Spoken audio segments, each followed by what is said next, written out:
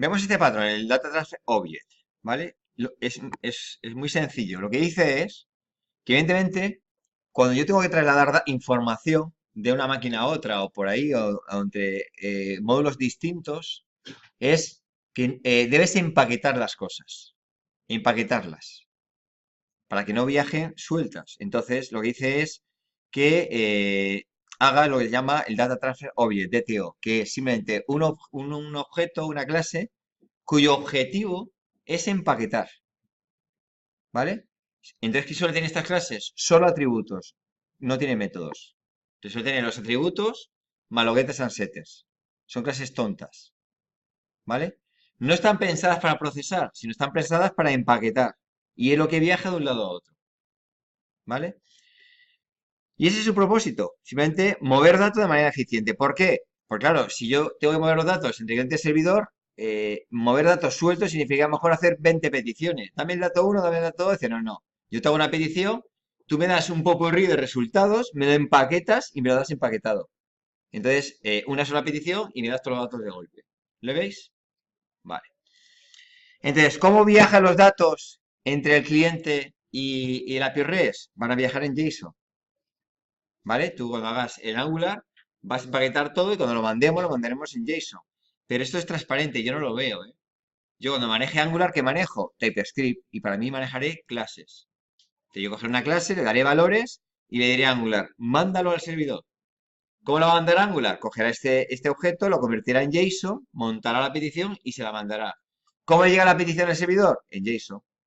¿Qué hace el framework? El framework coge el JSON, lo reconvierte al DTO y a ti te la da como un DTO. Por lo tanto, este proceso es transparente, yo ni me entero.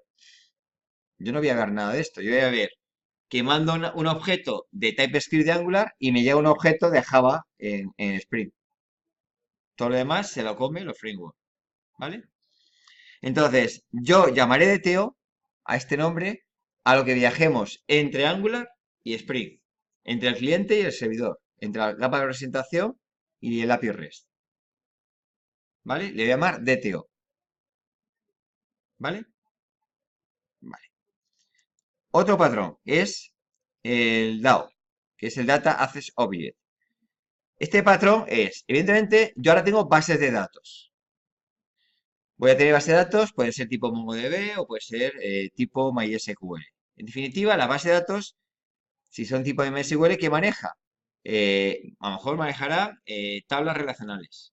Puede ser una base de datos basadas en ficheros XML o JSON, lo que yo fuera. ¿Vale?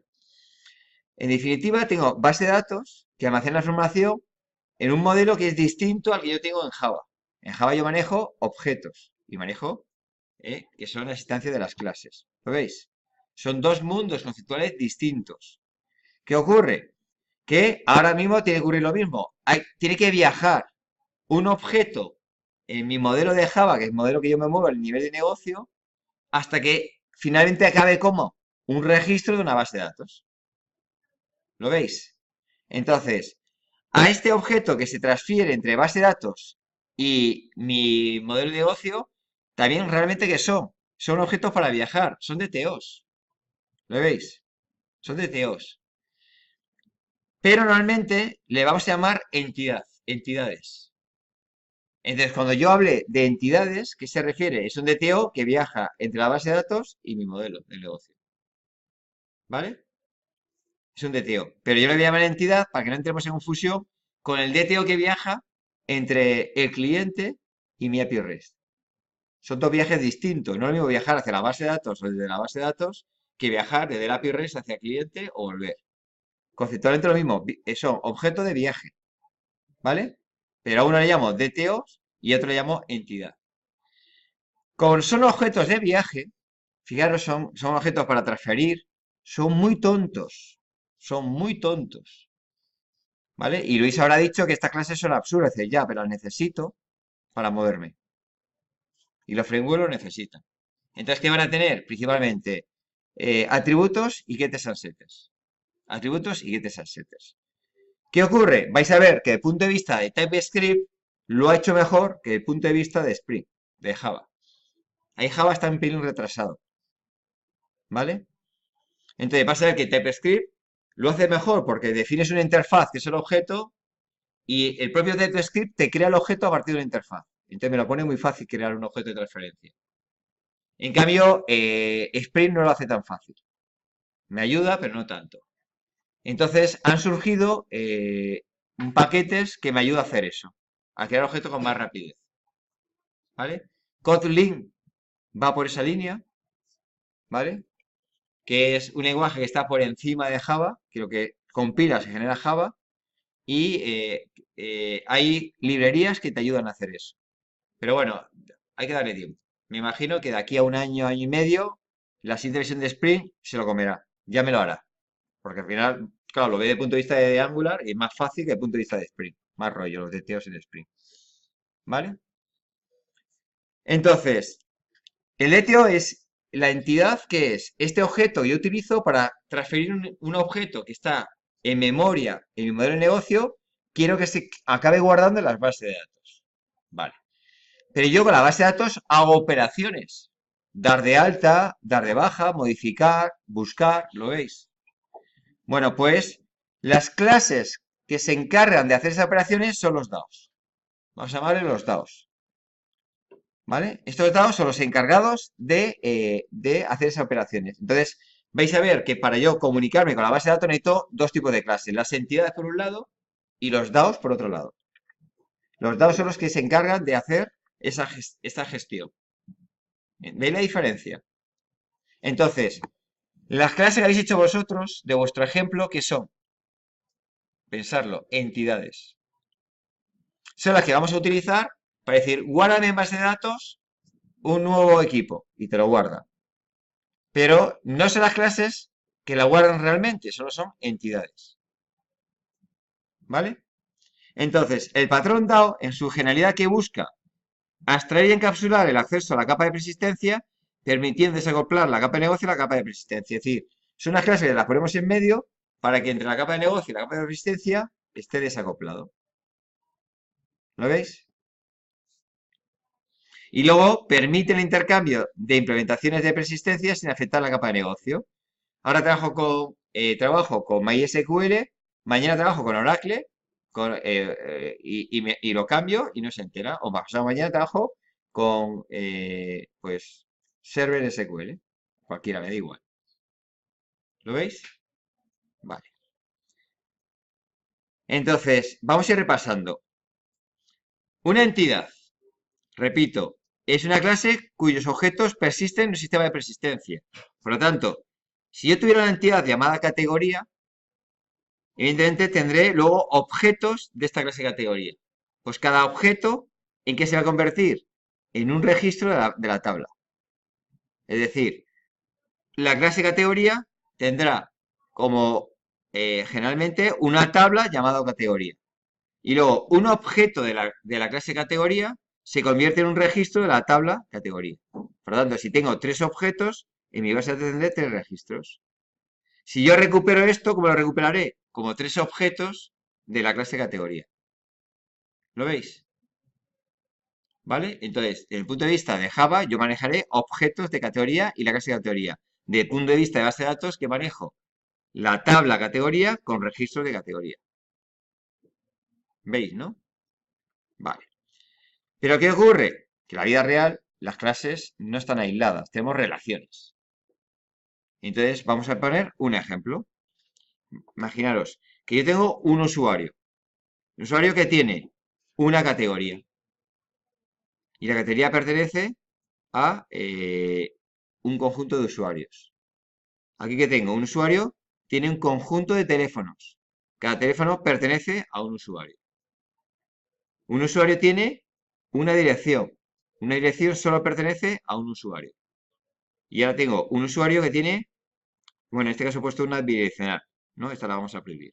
Que tiene un conjunto de vehículos y un conjunto de vehículos posee un conjunto de usuarios.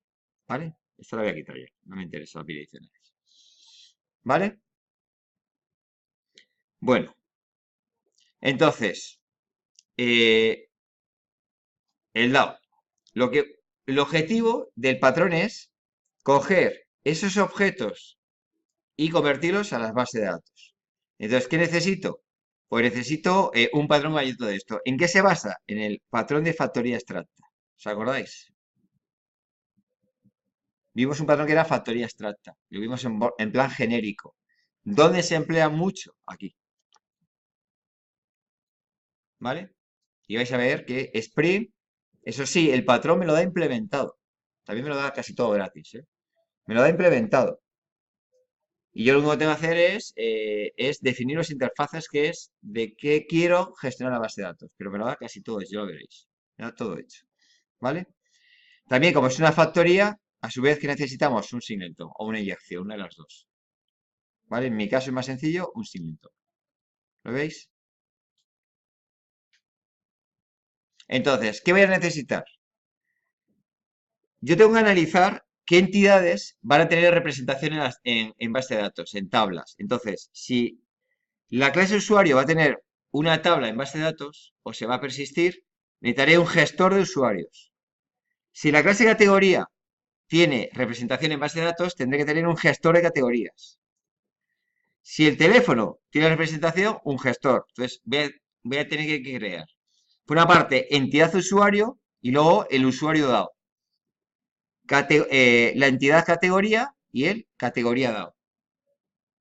El teléfono y teléfono dado. ¿Le veis? ¿Esto qué van a ser? Los DAOs, los productos abstractos. ¿Vale? Van a ser los productos abstractos del patrón. ¿Vale? Es decir, fijaros, yo tengo que tener una factoría, que es, en este caso es una factoría abstracta. Entonces, le pongo aquí la parte de singleton. Como es abstracta, tengo que tener un método set y un método get. ¿Vale? Y ahora, ¿qué tengo que tener? Los productos abstractos, que van a ser los gestores de las entidades que tienen representación en base de datos. Por lo tanto, si usuario se quiere guardar en base de datos, tengo que tener un usuario dado. ¿Vale? Si vehículo se tiene que guardar en base de datos, tendré que tener un vehículo dado. Además, tengo las entidades, ¿eh? Tendré la entidad usuario y la entidad vehículo. Son cosas distintas. Esto es para gestionar y lo otro es para DTO, para mover. ¿Lo veis? Además, todos que tienen van a tener operaciones comunes. Todo, normalmente es muy fácil que todos tengan las operaciones CRUD, que es crear, leer, actualizar y borrar. ¿Lo veis? Entonces, ¿qué hacemos? Que todos los interfaces heredan de una interfaz común, que le vamos a llamar Generic DAO. Aquí cada framework lo llama de una manera distinta, ¿eh? Yo lo llamo Generic DAO, pero a lo mejor Spring lo llama de otra manera. Y Angular lo llama de otra manera. Porque, perdón, Angular no.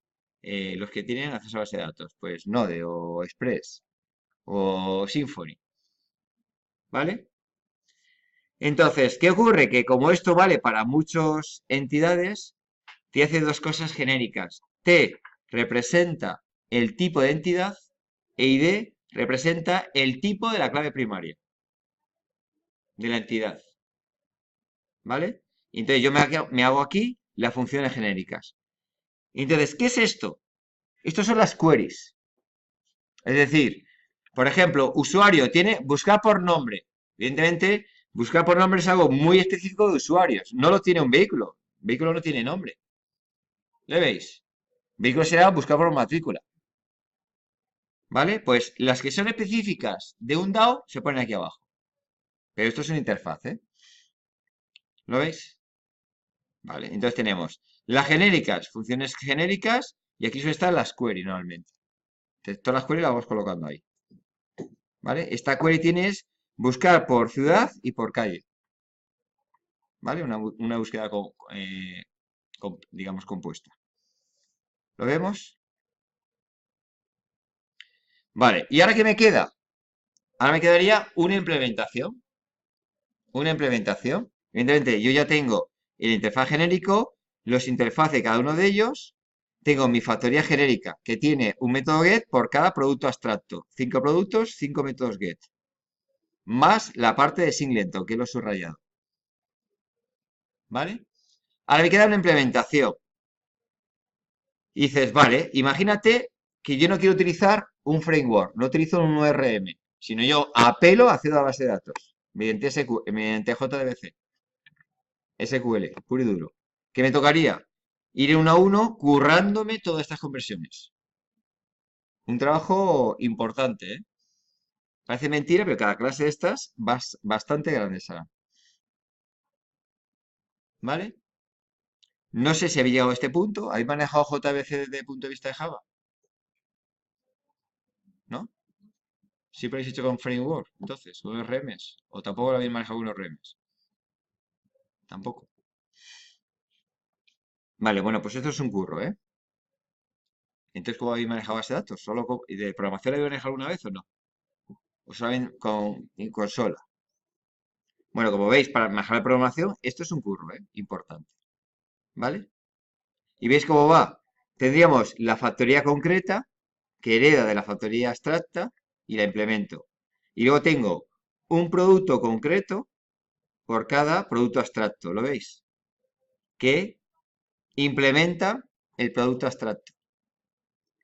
Y luego yo heredo de mi clase genérica, que este implementa el interfaz genérico. Se mantiene la misma estructura. Lo que tú puedas subir aquí, mejor, porque lo que subas aquí lo reutilizan todos, ¿no? En herencia. Lo que no puedas subir lo tendrás que bajar. ¿Qué hace la factoría? Pues cuando me pides un user, yo te diré new user DAO JBC. Aquí los nombres es muy importantes para no liarte demasiado. ¿Vale? ¿Lo veis? Este es el patrón. La ventaja de este patrón es esto. ¿Le veis todo esto? Me lo da gratis el framework. Yo solamente defino esto y funciona.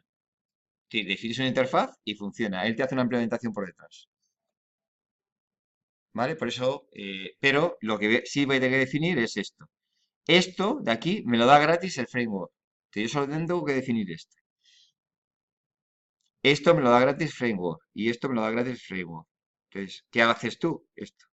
Definir interfaces, nada más. El resto prácticamente me lo dan gratis. ¿Vale? Entonces, ejercicio. Dado este diseño, ¿qué tenéis que hacer? Dibujarme es cómo serían los nombres de los interfaces. Solo quiero nombre de interfaces. ¿Vale? Es decir, sería, quiero esta parte. ¿Cómo sería esta parte de aquí? ¿Vale? El interfaz genérico ya lo tenéis. Habría que hacer un DAO Factory abstracto y unos interfaces para cada producto. Pues mirar este diseño y tenéis que decidir qué tengo que tener. ¿Este qué serán? Fijaros, ¿qué son las entidades? ¿Lo veis? Estos son entidades. ¿Qué me faltaría? Hacer los DAOs. Fijaros, Generic DAO, ¿no? Interfaz. Es de tipo genérico. Ponemos T, que representa la entidad, y D representa el tipo de la clave primaria de la entidad. Entonces, tengo la función CRUD, pues crear, leer, que a partir de identificador me devuelve la clave primaria, ¿lo veis? La entidad. Actualizar y borrado por ID. Le paso un ID y lo borra. Además, puedo tener otras funciones genéricas, como en este caso es encontrar todo, que me da una lista de T. ¿Vale? Entonces dice, vale, ¿y cómo funciona esto? Dice, bueno, pues, por ejemplo, un usuario dado. Fijaros, interfaz usuario dado extiende del genérico, pero ya lo especificamos.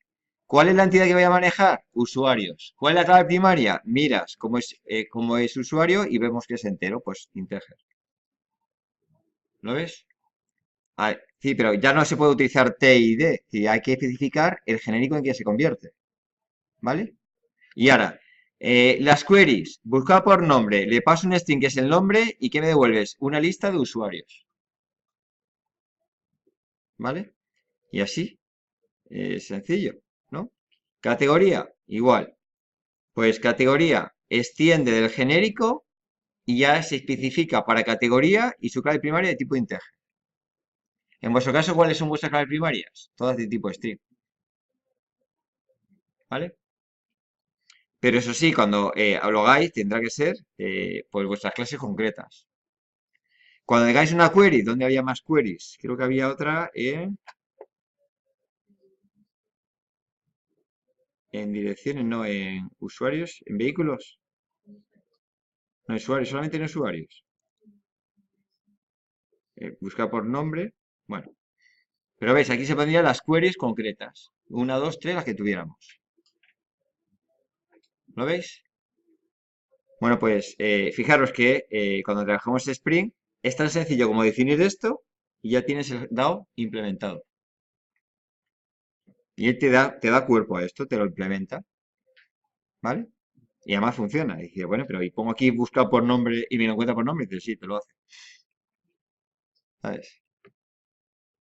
¿Vale? Entonces, hacer el DAO con Spring es muy sencillo, ¿eh? En nuestra práctica, pues costará un pelín más. Venga, una vez que ya hemos visto cómo es el patrón DAO, vamos a ver cómo los frameworks van a hacer el ORM, el mapeo objeto relacional. ¿En qué consiste esta técnica? Es decir, fijaros que cuando nos movemos en Java, nosotros nos movemos con objetos, ¿vale? Pero cuando almacenamos las tablas, almacenamos los objetos en las tablas, se mueve en un mundo de tablas relacionales. Entonces tenemos que convertir de un sistema de relaciones de objetos con un sistema de relaciones de tablas relacionales, ¿vale? Y el encargado de hacerlo es el ORM, ¿vale? Entonces, existen distintas alternativas de cómo queremos convertir esto en tablas. Hay varias alternativas. ¿Y de qué depende? Pues lo que si queremos potenciar la ocupación de memoria o queremos potenciar la velocidad de acceso o qué es lo que buscamos exactamente, ¿vale? Entonces vamos a ver distintas opciones que tenemos para que sepáis qué opciones podemos hacer para almacenar en tablas. La primera, imaginaos que tenemos una clase aislada, ¿vale? Una clase aislada, categoría. Pues aquí es evidente, es decir, si hay una clase aislada que queremos hacer persistente, ¿en qué se va a traducir? En una tabla, ¿vale? Lo que sí es necesario es que siempre toda tabla necesita una clave primaria. Entonces, normalmente lo que solemos utilizar es un atributo de mi clase que hace la funcionalidad de clave primaria, ¿vale? Normalmente, pues se suele llamar ID, ¿vale? Puede que algún atributo no queramos que sea persistente. Entonces, en este caso, normalmente luego le pondremos una anotación para indicar que, por ejemplo, este atributo no quiero que sea persistente, entonces no tiene presencia en las tablas. ¿Lo veis? Entonces, una clase aislada es muy sencillo, una tabla. Ahora vamos a ver relaciones. Imaginaros que tenemos relación 1 a 1 o 1 0 a 1, ambas de tipo composición. Es decir, un usuario tiene una dirección siempre pertenece a un solo usuario. O en este caso, un usuario tiene una dirección o no tiene direcciones, pero siempre pertenece a una dirección. Cualquiera de los dos me vale, ¿vale? Y aquí tenemos dos alternativas, ¿vale? Tenemos dos alternativas. Una es hacer lo que se llama una tabla embebida. Es decir, son dos objetos, coger los atributos del segundo objeto e incrustarlos en la tabla del primer objeto. De tal manera que en ambos casos se crea una sola tabla. Y fijaros aquí lo que se añade en la primera tabla son los atributos embebidos, que son calle y ciudad. Se almacena como una tabla, pero cuidado, cuando nosotros lo recuperemos en Java, lo vamos a recuperar como dos objetos siempre relacionados. Es decir, yo siempre voy a ver esto en Java, dos objetos relacionados. Pero si vais a ver las tablas que se almacenan en persistencia, veis que solo aparece una tabla. Y lo que han hecho es coger estos dos atributos y los han incrustado en una sola tabla. Entonces aquí tenemos los cuatro atributos más la ID, la clave primaria. ¿Lo veis? Alternativa 2. Evidentemente, en esta relación 1 a 1 es la mejor opción. Si tenéis que un usuario, algunos de ellos no tienen direcciones, el único problema que podemos encontrar es que muchos registros tendrán null a esto. Tendrán null y null. Claro, si tú no tienes este objeto, porque es el 0, ¿qué va a ocurrir? Que esta dirección será un null. Por lo tanto, aquí aparecerá null y null. Tienes un poco más de desperdicio de memoria. ¿Vale? Ventaja. En un solo acceso recupero los dos objetos. ¿Vale? Alternativa 2 es, en este caso, porque normalmente cuando es 1 a 1, lo más eficaz es hacer la embebida. ¿Vale? Cuando es este caso, que es el 0,1, podemos plantearlo en dos tablas. Podemos plantearlo en dos tablas. Entonces, en una tabla ponemos el ID, nombre y password y un acceso o una referencia a la segunda tabla. ¿Lo veis? Que es esta de aquí, que es clave foránea. ¿Vale? Y la segunda tabla tenemos que poner ciudad y calle. Diferencia, si lo ponemos en dos tablas, como este tiene presencia directa en las tablas, necesitamos una clave primaria. Nos sea útil o no nos sea útil. ¿Vale? Entonces tenemos que definirle una clave primaria. ¿Qué vamos a hacer? Cuando hagamos el mapeo veréis que cuando nos obliga a tener claves primarias, pero a mí desde el punto de vista de Java no me interesa esta clave, porque en este caso a mí no me interesaba, lo que solemos hacerla es que es autogenerada y no le hago ni getters ni setters. La dejo ahí como privada, autogenerada y me olvido de ella. ¿Vale? Con la ventaja de hacer la medida es que si no tenías interés en clave primaria, no te obliga a ponerla, porque ya se utiliza la clave primaria de usuario. ¿Veis las dos opciones? Aquí en las tablas, ¿quién mantiene la relación? La mantiene el usuario. ¿Ves que este es el que tiene la clave primaria, la clave foránea? Y este apunta aquí, ¿le veis? Si recordáis la teoría de tablas o de base de datos, dirá, no. La teoría que dijo mi profesor de base de datos era que la clave foránea la mantiene la del cero. ¿Os acordáis o no? Siempre nos han dicho eso, la del cero. Es decir, teóricamente, en una relación 1-0-1, si hiciéramos las tablas según la teoría de formas normales, debería ser que la relación debe ser al revés. Este aquí mantiene, es una clave foránea que apuntaría a usuario. Pero esto no puede ser. ¿Por qué? Porque si yo hago esta dirección inversa, me aparece aquí una dirección inversa. Entonces ya tengo la doble dirección. ¿Lo veis? Entonces, como a mí me predomina mi diseño de Java, yo antepongo mi diseño de Java a las recomendaciones de las formas normales de base de datos. Entonces, mi diseño de Java, las relaciones de usuario a dirección. Y es así como yo de Java lo veo. Por lo tanto, no puedo crear una clave foránea de aquí, porque si la creas en orden inverso, te obligan a poner la relación inversa también aquí. Y ya tenemos una bidireccional. ¿Ve la problemática? Entonces, prefiero mantener la lógica de mis objetos de Java, de mis clases de Java. Aunque las tablas no sean tan efectivas como nos han contado. Pero al final lo importante es la lógica de mi aplicación. ¿Le veis? Por lo tanto, aquí yo obligo al revés. Es decir, este tiene la clave foránea que apunta a dirección, aunque no sea lo más óptimo en guardar en memoria. Realmente es una cuestión de optimización. ¿Por qué? Porque al ser 0,1, muchos usuarios no deben tener dirección.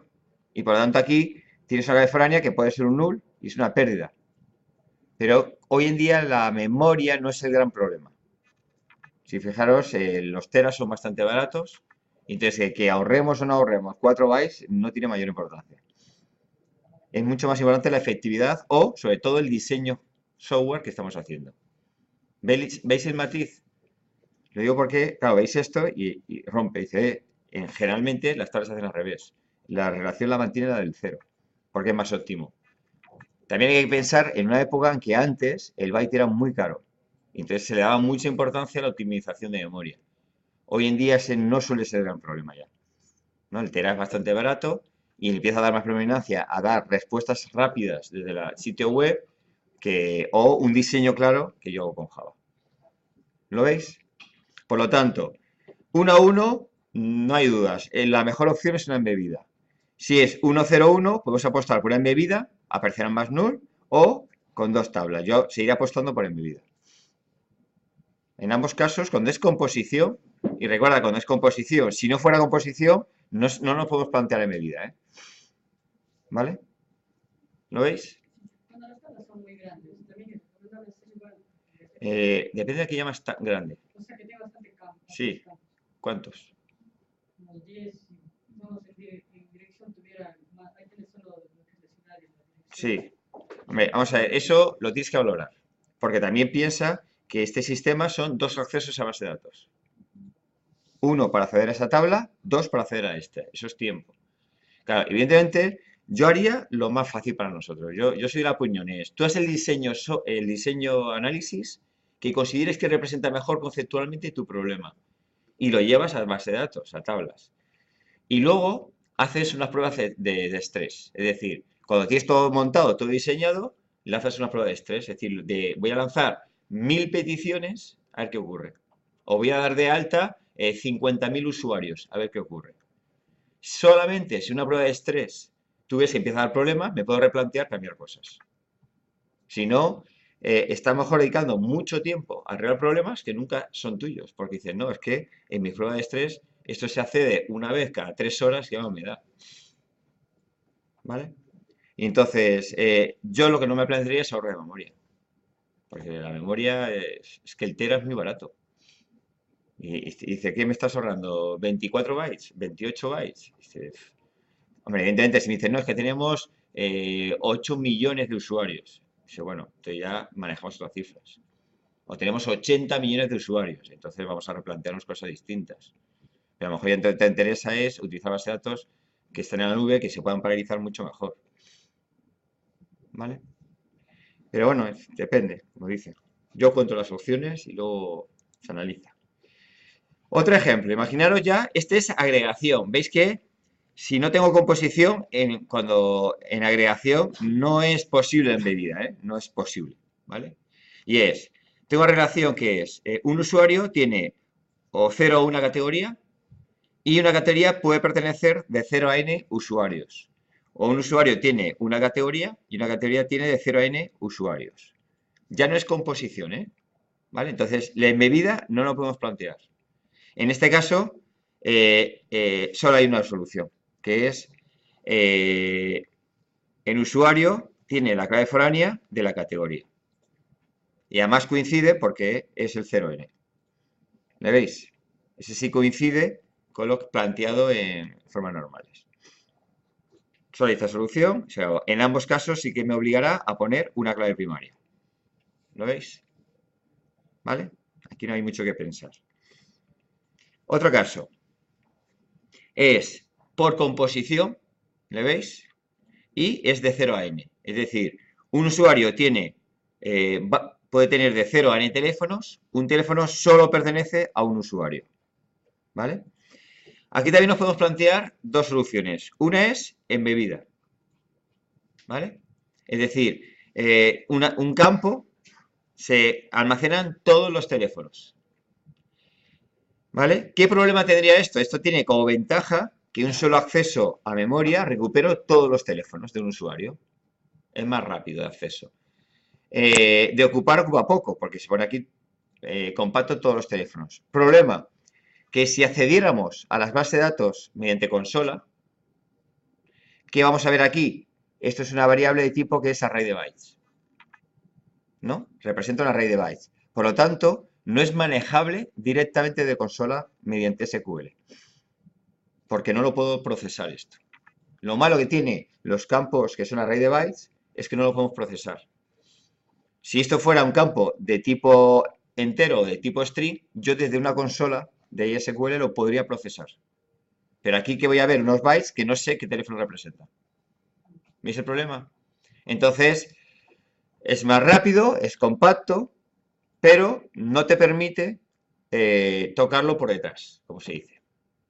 ¿No? Si hay un problema de un usuario y esto ha quedado corrupto, yo no podré tocar el teléfono, ¿lo veis? El nombre y la clave sí podría hacer algo en ellos. ¿Vale? Solución 2 es plantearlo en dos tablas. ¿Vale? Para plantearlo en dos tablas, ¿qué tengo que hacer? Una tabla tendría el usuario. Otra tabla tendría los teléfonos. Y luego necesito una tabla que mantenga la relación. Tal usuario tiene tal teléfono, tal usuario tiene tal teléfono. ¿Vale? En este caso, la clave primaria de la segunda tabla sería el ID de los teléfonos. ¿Vale? Es porque un usuario, como puede tener varios teléfonos, el ID del usuario puede estar repetido. Por eso no puede ser clave primaria. ¿Lo veis, no? En cambio, el ID del teléfono nunca está repetido. Como nunca está repetido, convertimos este en clave primaria. Y este sería clave secundaria, clave foránea.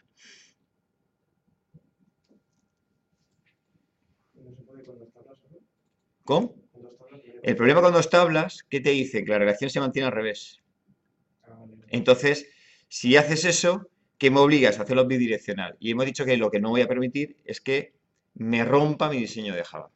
Porque si una relación bidireccional da mucho, mucho dolor de cabeza, porque piensa que un objeto cuando lo montas es complicado. Tengo que montar este objeto, mantener esta relación, crear este objeto y relacionarlo. Entonces, cada vez que creas un objeto relacionado es muy tedioso, es muy fácil dejar algo mal. Entonces, es muy arriesgado, no compensa. ¿Lo veis? Vale. Otra solución es, un usuario tiene muchos vehículos y un vehículo pertenece a muchos usuarios. ¿Vale? Entonces, en este caso, hay que hacer una tabla, si la de usuario, otra tabla de vehículo y en este caso otra vez otra tabla de relación. Solo que es una clave compuesta. Ambos son claves primarias. Es una clave compuesta que se llama. ¿Por qué? Porque puede estar todo repetido, por lo tanto, tenemos que hacer la combinación en la que no puede estar repetida. ¿Lo veis? Y con esto realmente tengo todas las opciones. El caso que me has planteado antes, que decía si este se parece al revés, lo hemos hecho antes, que era este. Si la relación es de muchos a uno, sí que lo hago meto la clave foránea en la primera tabla, ¿lo es? Piensa que este es de muchos a uno y este era de uno a muchos, es lo contrario. Pero como en Java lo quiero la relación de uno a muchos, no me permite hacer la tabla inversa. Se puede hacer, ¿eh? Pero si lo haces, te obliga a bidireccional y el ORM te lo hace bien, ¿eh? El ORM no se equivoca, pero luego tú te equivocas, ese es el problema. ¿Vale? Entonces, ¿cómo va a funcionar esto?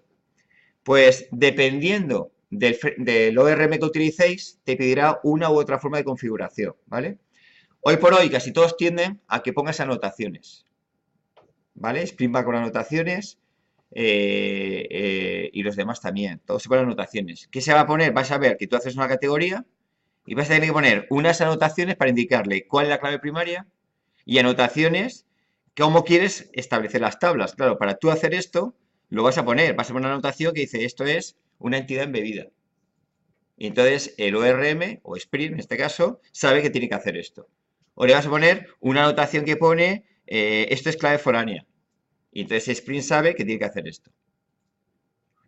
Pero cuidado, es decir, la decisión de cómo convertís los objetos en clases es tuya, no del ORM. ¿Vale? Es tu decisión cómo lo vamos a hacer. Entonces, ¿y cómo lo vamos a indicar nosotros? Con anotaciones.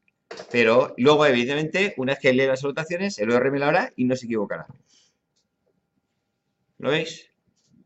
Entonces, os dejo esta de referencia que, fijaros, que contempla todas las posibles relaciones.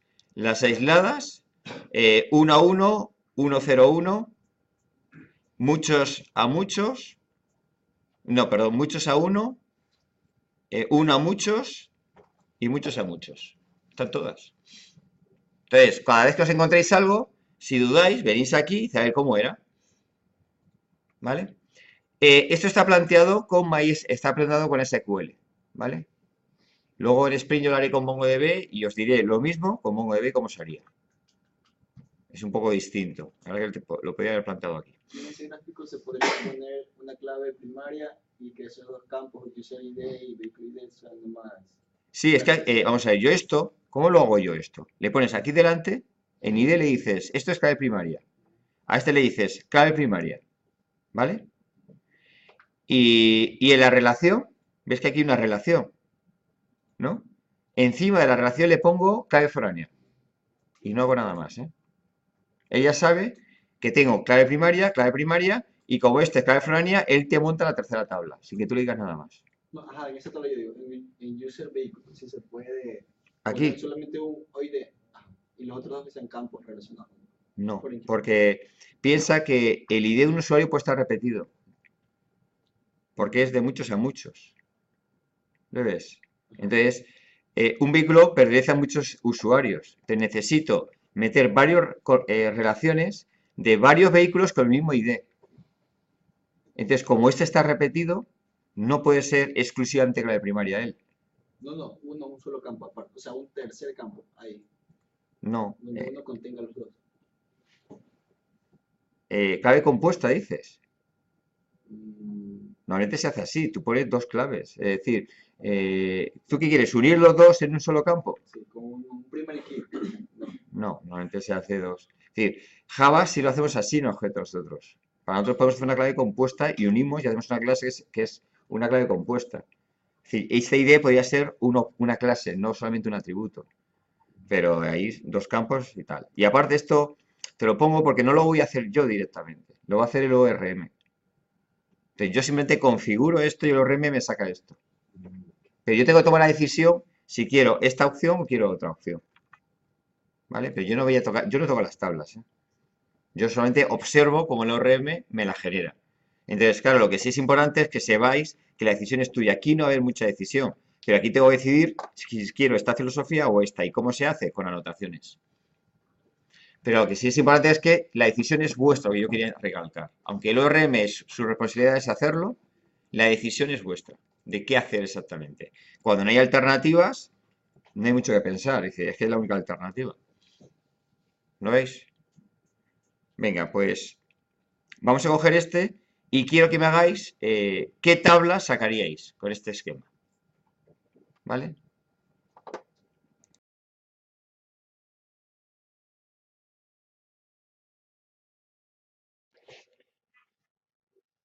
A ver, entre la tabla autor, entre la clase autor y la clase contacto, ¿qué pondríamos ahí? Lo más fácil es una tabla. Entonces, no me pide ID, ¿vale? Entonces, pondríamos aquí una tabla que tiene identificador, nombre, apellido y otro campo que sea correo y otro el teléfono. ¿Lo veis? Una sola tabla. Entre autor y estilo. Serían dos tablas. Bueno, tres. Vale. Pero ya tenemos aquí la tabla. Con lo cual es, para mantener esta relación, es que tiene que haber de esta tabla, ¿le veis? Una clave foránea a la tabla de estilo. Que entonces tendría que tener una tabla de estilo de ID, ¿sabes? ID, nombre y descripción. Pero no tres tablas. Porque la del cero es autor. Como la del cero es autor, aquí puedo poner la clave foránea. Entonces aquí tendríamos la clave foránea. ¿Lo veis? Clave foránea a esta otra tabla. Pero ya manejamos una tabla para autor, otra para estilo. Y aquí tendríamos los 5 campos más el campo de la relación con estilo, que sería una clave foránea. Pero no aparecen tablas nuevas. ¿Veis que ahora de momento tenemos una tabla y dos tablas? ¿Lo veis? Vale, y es porque el 0 está aquí. El 0 está aquí. ¿Eh? ¿Vale? Y esto recordar que es una clave foránea a este de aquí. ¿Vale? A ver, entre libro y autores.